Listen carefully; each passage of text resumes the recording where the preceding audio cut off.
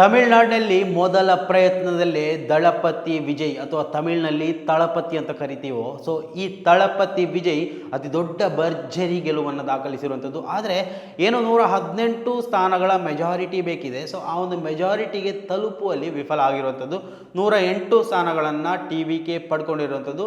ಇನ್ನೂ ಕೂಡ 10-12 ಸ್ಥಾನಗಳು ಬೇಕಾಗಿರುವಂಥದ್ದು. ಇದಕ್ಕಾಗಿ ಕಾಂಗ್ರೆಸ್ ಜೊತೆ ಕೈ ಜೋಡಿಸೋದಕ್ಕೂ ಸಿದ್ಧ, ಮೈತ್ರಿ ಮಾಡೋದಕ್ಕೂ ಸಿದ್ಧ ಅಂತ ಈಗಾಗಲೇ ಹೇಳಿರುವಂಥದ್ದು. ಏನಿರಲಿ, ಸರ್ಕಾರ ನಾವು ರಚನೆ ಮಾಡ್ತೇವೆ ಅಂತ ರಾಜ್ಯಪಾಲರಲ್ಲಿ ಹೋಗಿರುವಂಥದ್ದು. ಇನ್ನು 2 ವಾರಗಳ ಕಾಲಾವಕಾಶವನ್ನು ಕೇಳಿರುವಂಥದ್ದು. ಇವೆಲ್ಲವನ್ನು ನಾವು ಆರಂಭಿಕ ಹಂತದಲ್ಲಿ ಗಮನಿಸಿದಂಥದ್ದು. ಸೊ ಏನು ವಿಜಯ್ ಅವರು ಮುಖ್ಯಮಂತ್ರಿ ಆಗೇ ಬಿಡ್ತಾರೆ ಅನ್ನೋಷ್ಟರ ಮಟ್ಟಿಗೆ ನಾವು ಬೆಳವಣಿಗೆಯನ್ನು ನೋಡಿದ್ರು. ಆದರೆ ಅದು ಆಗುವುದು ಸ್ವಲ್ಪ ಕಷ್ಟ ಅಂತ ಕಾಣಿಸ್ತಾ ಇದೆ. TVK ಇವಾಗ ಬಹುಮತವನ್ನು ಸಾಬೀತುಪಡಿಸುವಲ್ಲಿ ವಿಫಲವಾದರೆ ರಾಜ್ಯಪಾಲರು ಮುಂದಿನ ಅವಕಾಶವನ್ನು DMK ಅಥವಾ AIDMK ಮೈತ್ರಿ ಜೊತೆ ನೋಡ್ಕೊಳ್ಬೋದು. ಸೊ ಇಲ್ಲಿ DMK ಮತ್ತು AIDMK ಎರಡೂ ಪಕ್ಷಗಳು ಬದ್ಧ ವಿರೋಧಿಗಳು, ಬದ್ಧ ವೈರಿಗಳು. ಸೊ ಈ ಒಂದು ಕಾರಣಕ್ಕೆ ಅವರು ಮೈತ್ರಿ ಮಾಡಲ್ಲ ಅಂತ ಅಂದ್ಕೊಂಡಿದ್ರು ಕೂಡ ಇವಾಗ ತೆರೆಮರೆಯಲ್ಲೇ ಶಾಕಿಂಗ್ ನ್ಯೂಸ್ ನಡೀತಾ ಇರುವಂಥದ್ದು. ಎಲ್ಲವನ್ನ ಈ ಒಂದು ವಿಡಿಯೋದಲ್ಲಿ ಕಂಪ್ಲೀಟ್ ಆಗಿ ವಿವರಿಸುವಂತಹ ಒಂದು ಪ್ರಯತ್ನವನ್ನು ಮಾಡ್ತೇನೆ. ಅದಕ್ಕೂ ಮೊದಲು ಈ ಒಂದು ವಿಡಿಯೋವನ್ನು ನೀವು ಮೊದಲನೇ ಬಾರಿ ವೀಕ್ಷಣೆ ಮಾಡುವವರಾಗಿದ್ದರೆ ಖಂಡಿತವಾಗಿಯೂ ಈ ಒಂದು ಚಾನಲನ್ನು ಸಬ್ಸ್ಕ್ರೈಬ್ ಮಾಡ್ಕೊಂಡು ನೋಡಿ. ಮಾತ್ರ ಅಲ್ಲ, ನಿರಂತರವಾಗಿ ಇಂತಹ ಅಪ್ಡೇಟ್ಗಳನ್ನು ನಿಮ್ಮ ಮುಂದೆ ತರುವಂತಹ ಪ್ರಯತ್ನವನ್ನು ನಾವು ಮಾಡ್ತೀವಿ. TVK ದಳಪತಿ ವಿಜಯ್ ಅವರ ಪಕ್ಷಕ್ಕೆ ಅಡ್ಡಗಾಲು ಹಾಕಲು, ಅವರ ಒಂದು ವಿಜಯ ಘೋಷವನ್ನು ತಡೆಯಲು DMK ಮತ್ತು AIDMK ರಹಸ್ಯ ಮಾತುಕತೆ ಕೂಡ ನಡೆಸ್ತಾ ಇದೆ ಅನ್ನುವಂತಹ ವಿಚಾರ ಬೆಳಕಿಗೆ ಬರ್ತಾ ಇರುವಂಥದ್ದು. ನೋಡಿ, ರಾಜಕೀಯ ಅಂತ ಹೇಳುವಾಗ ಅದು ಏನು ಬೇಕಾದರೂ ಸಂಭವಿಸುವುದು ಅನ್ನೋದಕ್ಕೆ ಇದೇ ಉದಾಹರಣೆ. ಬರೀ ನಾವು ಇದೇ ಒಂದು ಉದಾಹರಣೆಯನ್ನು ನೋಡೋದಲ್ಲ, ನಾವು ನಮ್ಮ ರಾಜ್ಯದಲ್ಲೂ ಕೂಡ ಕಾಂಗ್ರೆಸ್ BJP ಕೂಡ ಮೈತ್ರಿ ಮಾಡಿಕೊಳ್ಳುವಷ್ಟರ ಮಟ್ಟಿಗೆ ನೋಡಿ, ಕಾಂಗ್ರೆಸ್ BJP ಯಾವ ರೀತಿಯಲ್ಲಿ ಹಾವು ಮುಂಗುಸಿ ಥರ ಆಡುತ್ತೋ ಅದೇ ರೀತಿಯಲ್ಲಿ DMK ಮತ್ತು AIDMK ಎರಡೂ ದ್ರಾವಿಡ ಪಕ್ಷಗಳು, ಒಂದೇ ಪಕ್ಷದಿಂದ ಹೊರಟು ಬಂದಂತಹ 2 ನದಿಗಳು ಅಂತ ಹೇಳ್ಬೋದು. ಆ ರೀತಿಯಲ್ಲಿ DMK ಮತ್ತು AIDMK ಎರಡೂ ದ್ರಾವಿಡ ಪಕ್ಷಗಳು ಆದರೂ ಕೂಡ ಬದ್ಧ ವೈರಿಗಳಾಗಿ ಇವತ್ತು ಪಕ್ಷವನ್ನು ಮುನ್ನಡೆಸ್ತಾ ಇರುವಂಥವರು. ಸೊ ಇಲ್ಲಿ TVK ಎನ್ನುವಂತಹ ಪರ್ಯಾಯ ಪಕ್ಷದ ಉದಯ ಆಗುತ್ತೆ. ಏಕಾಏಕಿ ಬರೀ 2 ವರ್ಷಗಳ ಆ ಒಂದು ಅತ್ಯಂತ ಕಿರಿಯ ಸಮಯದಲ್ಲಿ, ಅತ್ಯಂತ ಕನಿಷ್ಠ ಸಮಯದಲ್ಲಿ ಅತಿ ದೊಡ್ಡ ಪಕ್ಷವಾಗಿ ತಮಿಳುನಾಡಿನಲ್ಲಿ ಬೇರೂರುತ್ತೆ ಅಂತ ಹೇಳುವಾಗ ಅದು ಹೇಗ್ರಿ ಈ ಒಂದು ದ್ರಾವಿಡ ಪಕ್ಷಗಳು ಸಹಿಸಿರೋದಕ್ಕೆ ಸಾಧ್ಯ ಆಗುತ್ತೆ? ಏನಾದರೂ ಒಂದು ತಂತ್ರವನ್ನು ಮಾಡ್ತಾರೆ. ಹೇಳ್ತಾರೆ, ನಮ್ಮಪ್ಪ ಮೊದಲು ಆ ಒಂದು ಅಪ್ಪನ ಸೂರಿನಡಿಯಲ್ಲೇ ನಾವಿದ್ದೆವು, ಮಕ್ಕಳಾಗಿ ನಾವು 2 ಕಡೆ 2 ದಿಶೆಯಲ್ಲಿ ಸಾಗಿದೆವು, ಮತ್ತ್ಯಾಕೆ ಒಂದಾಗಬಾರ್ದು? DMK ಮತ್ತು AIDMK ರಹಸ್ಯವಾಗಿ ಮಾತುಕತೆಗಳು ಕೂಡ ನಡೀತಾ ಇದೆ ಅನ್ನೋದಕ್ಕೆ ಸ್ಪಷ್ಟವಾದಂತಹ ದಾಖಲೆಗಳೇ ಇವಾಗ ರಿಲೀಸ್ ಆಗ್ತಾ ಇರುವಂಥದ್ದು. ತಮಿಳುನಾಡು ವಿಧಾನಸಭಾ ಚುನಾವಣೆಯಲ್ಲಿ ನಟ ವಿಜಯ್ ನೇತೃತ್ವದ ತಮಿಳಗ ವೆಟ್ರಿ ಕಳಗಂ TVK ಗಮನಾರ್ಹ ಜನಬೆಂಬಲ ಪಡೆದುಕೊಂಡ ಬೆನ್ನಲ್ಲೇ ರಾಜ್ಯ ರಾಜಕೀಯದಲ್ಲಿ ಹೊಸ ಸಮೀಕರಣಗಳ ಕುರಿತ ಚರ್ಚೆಗಳು ಜೋರಾಗಿವೆ. TVK ಸರ್ಕಾರ ರಚಿಸುವುದನ್ನು ತಡೆಯುವ ಉದ್ದೇಶದಿಂದ ದ್ರಾವಿಡ ಮುನ್ನೇತ್ರ ಕಳಗಂ DMK ಮತ್ತು ಅಖಿಲ ಭಾರತ ಅಣ್ಣಾ ದ್ರಾವಿಡ ಮುನ್ನೇತ್ರ ಕಳಗಂ AIDMK ನಡುವೆ ಚುನಾವಣೋತ್ತರ ಹೊಂದಾಣಿಕೆ ಸಾಧ್ಯತೆಗಳ ಕುರಿತು ರಾಜಕೀಯ ವಲಯದಲ್ಲಿ ಊಹಾಪೋಹಗಳು ಕೇಳಿ ಬರ್ತಾ ಇವೆ. ಈ ಕುರಿತು ಫೇಸ್ಬುಕ್ ಖಾತೆಯಲ್ಲಿ ಪೋಸ್ಟ್ ಮಾಡಿರುವ ರಾಜಕೀಯ ವಿಶ್ಲೇಷಕ ಸುಜಿತ್ ನಾಯರ್ ವಿವರವಾದ ಮಾಹಿತಿ ಹಂಚಿಕೊಂಡಿದ್ದಾರೆ. ರಾಜ್ಯದ ಮತದಾರರು ಈ ಚುನಾವಣೆಯಲ್ಲಿ ನಿರ್ಣಾಯಕ ಹಾಗೂ ಐತಿಹಾಸಿಕ ತೀರ್ಪನ್ನು ನೀಡಿದ್ದಾರೆ ಅನ್ನೋದು ರಾಜಕೀಯ ವಿಶ್ಲೇಷಕರ ಅಭಿಪ್ರಾಯ ಆಗಿದೆ.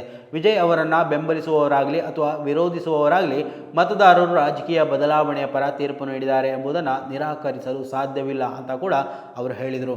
TVK ಸರ್ಕಾರ ರಚಿಸದಂತೆ ಮಾಡಲು ಮಾತ್ರ DMK ಮತ್ತು AIDMK ನಡುವೆ ಮಾತುಕತೆಗಳು ನಡೀತಾ ಇದೆ ಎಂಬ ವದಂತಿಗಳು ತೀವ್ರ ಚರ್ಚೆಗೆ ಕಾರಣ ಆಗಿದೆ. ಆದರೆ ಈ ಸಂಬಂಧ ಯಾವುದೇ ಪಕ್ಷವು ಅಧಿಕೃತ ಹೇಳಿಕೆಗಳನ್ನು ನೀಡಿಲ್ಲ. ಇವು ಕೇವಲ ರಾಜಕೀಯ ಮಟ್ಟದ ಊಹಾಪೋಹಗಳಾಗಿದ್ದು ವಾಸ್ತವ ರೂಪ ಪಡೆಯದಿರಬಹುದು ಎಂಬ ಮಾತುಗಳು ಕೂಡ ಕೇಳಿ ಬರ್ತಾ ಇದೆ. ಪ್ರಜಾಪ್ರಭುತ್ವ ವ್ಯವಸ್ಥೆಯಲ್ಲಿ ಆಡಳಿತ ನಡೆಸುವ ನೈತಿಕ ಹಕ್ಕು ಜನರ ತೀರ್ಪಿನಿಂದ ಬರುತ್ತದೆ. ಚುನಾವಣಾ ಫಲಿತಾಂಶದ ನಂತರ ರಾಜಕೀಯ ಸಮೀಕರಣಗಳ ಮೂಲಕ ಈ ತೀರ್ಪನ್ನು ಬದಲಿಸಲು ಯತ್ನಿಸುವುದು ಕಾನೂನುಬದ್ಧವಾಗಿದ್ದರೂ ಅದನ್ನು ಜನರು ರಾಜಕೀಯ ಅವಕಾಶವಾದಿತನವೆಂದು ಪರಿಗಣಿಸುವ ಸಾಧ್ಯತೆ ಇದೆ ಅಂತ ರಾಜಕೀಯ ವೀಕ್ಷಕರು ಹೇಳಿಕೆ ನೀಡಿದ್ದಾರೆ.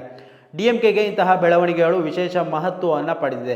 ಸಾಮಾಜಿಕ ನ್ಯಾಯ, ಸೈದ್ಧಾಂತಿಕ ರಾಜಕೀಯ ಹಾಗೂ ತತ್ವಬದ್ಧ ವಿರೋಧ ಪಕ್ಷದ ರಾಜಕಾರಣವನ್ನು ಹಲವು ದಶಕಗಳಿಂದ ಮುಂದಿಟ್ಟುಕೊಂಡು ಬಂದಿರುವ ಪಕ್ಷವಾಗಿ DMK ತನ್ನನ್ನು ತಾನು ಪ್ರತಿಷ್ಠಾಪಿಸಿಕೊಂಡಿದೆ.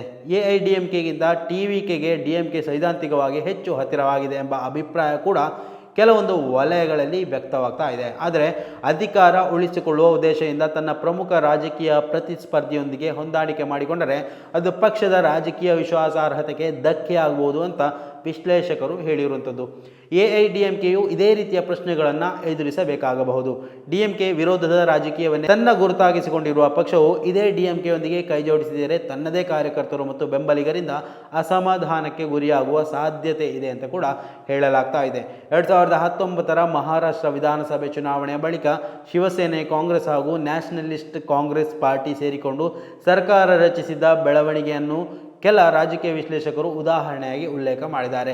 ದೀರ್ಘಕಾಲದ ಸೈದ್ಧಾಂತಿಕ ಪ್ರತಿಸ್ಪರ್ಧಿಗಳು ಅಧಿಕಾರ ಸಮೀಕರಣಕ್ಕಾಗಿ ಒಂದಾಗುವಾಗ ಚುನಾವಣಾ ಭರವಸೆಗಳು ಮತ್ತು ರಾಜಕೀಯ ನಂಬಿಕೆಗಳು ಎರಡನೇ ಸ್ಥಾನಕ್ಕೆ ಕುಸಿಯುತ್ತದೆ ಎಂಬ ಭಾವನೆ ಸಾರ್ವಜನಿಕರಲ್ಲಿ ಮೂಡುತ್ತೆ ಅಂತ ಕೂಡ ಅವರು ಅಭಿಪ್ರಾಯ ವ್ಯಕ್ತಪಡಿಸಿರುವಂಥದ್ದು. ಇಂತಹ ಬೆಳವಣಿಗೆಗಳು ರಾಜಕೀಯದ ಬಗ್ಗೆ ಸಾರ್ವಜನಿಕರಲ್ಲಿರುವ ಸಿನಿಕತನವನ್ನು ಮತ್ತಷ್ಟು ಗಾಢಗೊಳಿಸುತ್ತದೆ. ಅಧಿಕಾರ ಸಮೀಕರಣಗಳು ಮುಖ್ಯವಾದಾಗ ಸಿದ್ಧಾಂತಗಳನ್ನು ಬದಿಗಿಡಲಾಗುತ್ತೆ ಎಂಬ ಭಾವನೆಗಳು ಮತದಾರರಲ್ಲಿ ಹೆಚ್ಚುತ್ತಾ ಇದೆ ಅಂತ ಕೂಡ ರಾಜಕೀಯ ವಿಶ್ಲೇಷಕರು ವಿಶ್ಲೇಷಣೆ ಮಾಡ್ತಾ ಇರುವಂಥದ್ದು. ಸೊ ಇದು ತಮಿಳುನಾಡಿನಲ್ಲಿ ಅತಿ ದೊಡ್ಡ ಕ್ರಾಂತಿಯನ್ನೇ ಸೃಷ್ಟಿ ಮಾಡಬಹುದು. ಟಿವಿಕೆ ಏನು ಅತ್ಯಂತ ದೊಡ್ಡ ಪಕ್ಷವಾಗಿ ಇವಾಗ ಹೊರಹೊಮ್ತಾ ಇದೆ. ಸೊ ಇದಕ್ಕೆ ಅಡ್ಡಗಾಲ ಹಾಕಬೇಕು ಅಂತ ಡಿಎಂಕೆ ಅಥವಾ ಎಐಡಿಎಂಕೆಗಳು ಶ್ರಮ ಪಡ್ತಾ ಇದೆಯಾ, ಅಥವಾ ಇದು ಬರೀ ಒಂದು ಊಹಾಪೋಹಗಳು ಮಾತ್ರನಾ? ದಳಪತಿ ವಿಜಯ್ ಅವರ ಸಿಎಂ ಕನಸು, ಅವರು ಸಿಎಂ ಕನಸು ಕಂಡಿದ್ದಾರೋ ಇಲ್ಲೋ ಗೊತ್ತಿಲ್ಲ, ಆದರೆ ಜನ ಆಗ್ರಹ ವ್ಯಕ್ತಪಡಿಸ್ತಾ ಇದ್ದಾರೆ. ನೋಡಿ, ಶಾಸಕಾಂಗ ಸಭೆಯಲ್ಲೂ ಕೂಡ ಇವರನ್ನೇ ಅಧ್ಯಕ್ಷರನ್ನಾಗಿ ಮಾಡಿದರು. ಇವರೇ ಅವರು ನಾಯಕ. ನೋಡಿ, ಇಲ್ಲಿ ಹಲವು ಕ್ಷೇತ್ರಗಳನ್ನು ಗೆದ್ದುಕೊಂಡಿರುವಂಥದ್ದು ವಿಜಯ್ ಎನ್ನುವಂತಹ ಆ ಒಂದು ಮುಖವನ್ನು ಮುಂದಿಟ್ಟುಕೊಂಡು ಮಾತ್ರ. ವಿಜಯ್ ಎನ್ನುವಂತಹ ಒಂದೇ ಒಂದು ಕಾರಣಕ್ಕೆ ಅವರನ್ನು ಗೆಲ್ಲಿಸಿರುವಂಥದ್ದು. ಸೊ ಆ ಒಂದು ಕಾರಣಕ್ಕೆ ಒಬ್ವಿಯಸ್ಲಿ ವಿಜಯ್ ಅವರೇ ಶಾಸಕಾಂಗ ಸಭೆಯಲ್ಲಿ ಅಧ್ಯಕ್ಷರಾಗುವಂತಹ ಸಾಧ್ಯತೆಗಳು, ಮುಖ್ಯಮಂತ್ರಿ ಆಗುವಂತಹ ಸಾಧ್ಯತೆಗಳು ಹೆಚ್ಚಾಗಿದೆ. ಸೊ ಇದನ್ನೇ ಕಾದು ಕುಳಿತಿರುವಂತಹ ತಮಿಳುನಾಡಿನ ಜನತೆ ನೋಡು, ಮೊದಲು ವಿಜಯ್ ಅವರನ್ನು ಆರಾಧಕರು ಅಂತ ಕರಿತಾ ಇದ್ರು, ಆದರೆ ಇವಾಗ ಅವರ ಫ್ಯಾನ್ಸ್ ಅಂತ ಹೇಳೋದಕ್ಕೆ ಸಾಧ್ಯ ಇಲ್ಲ. ಆ ಒಂದು ತಮಿಳುನಾಡಿನ ಜನತೆ ಇವತ್ತು ಅವರನ್ನು ಹಾರೈಸಿ ಈ ಒಂದು ಮುಖ್ಯಮಂತ್ರಿ ಸ್ಥಾನದವರೆಗೂ ತಲುಪಿಸಿರುವಂಥದ್ದು.